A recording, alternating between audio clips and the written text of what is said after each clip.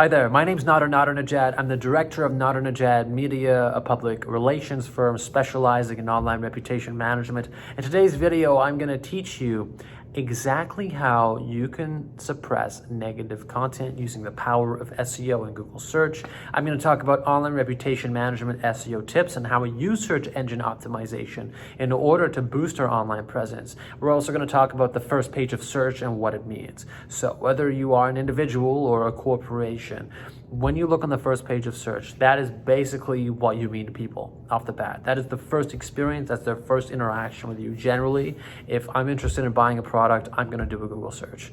Same with anybody else. Now, if they're looking for your product, they look up your brand name and they encounter something bad, that's going to have a significant impact on their buying decision.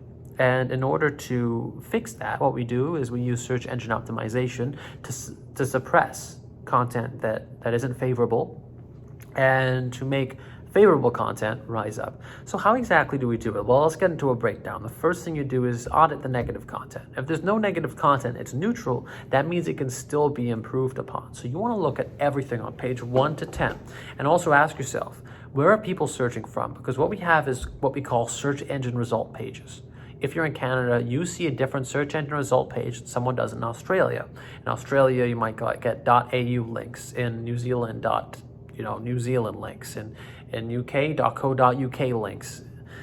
In the US, .com links over .ca will be favored, but .ca also heavily favors .com. So there's all this nuance. And what you can do is use an SEO tool like Mangools, which will allow you to audit the search engine result pages for everything.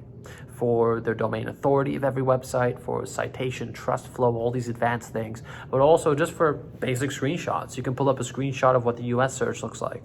You can pull up a screenshot of what search looks like in the UK.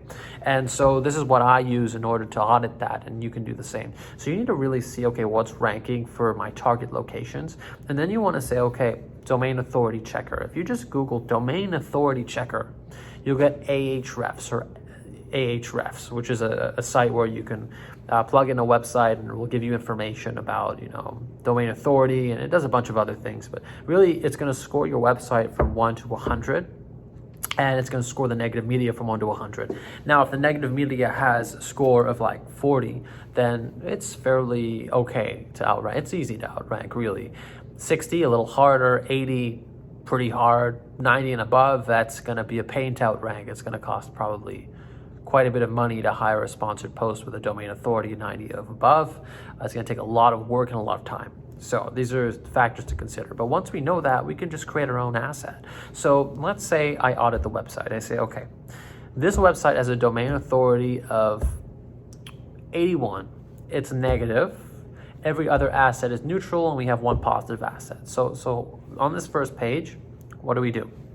Well, you're going to write your own blog post with the most positive contextual headline you can think of. So you're going to write a post in a Word document of 1,000 words about the most amazing thing you've ever done.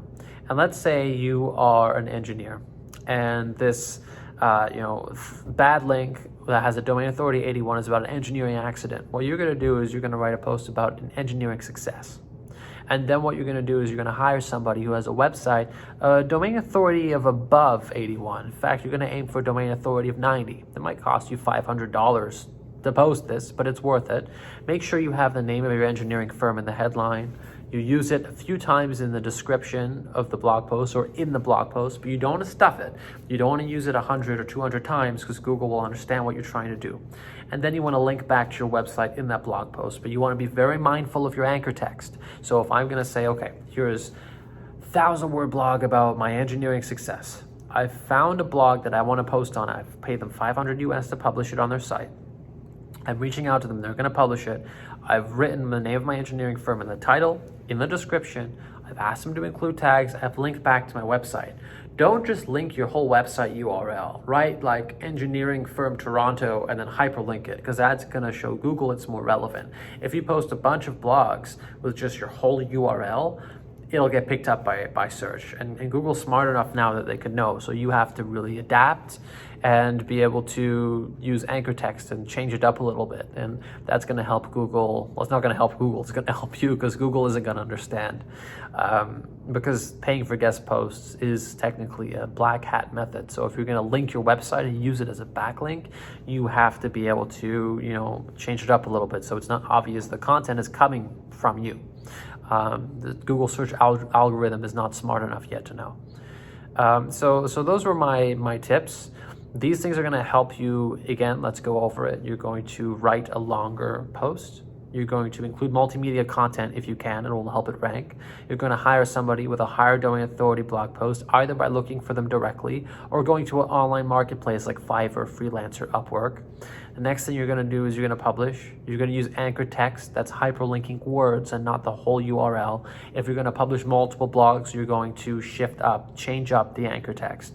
And then doing this over a period of time using social networks and being prolific with your content marketing, you'll be able to push down literally anything, because it's always going to be newer. So therefore, to search engines, it's going to be more relevant. So that was SEO tips for online reputation management. I hope this helped. If you need any help with your online reputation, be sure to send me a message via the website. My contact information is in the description, and I'm looking forward to your questions. Drop one down below if you have one.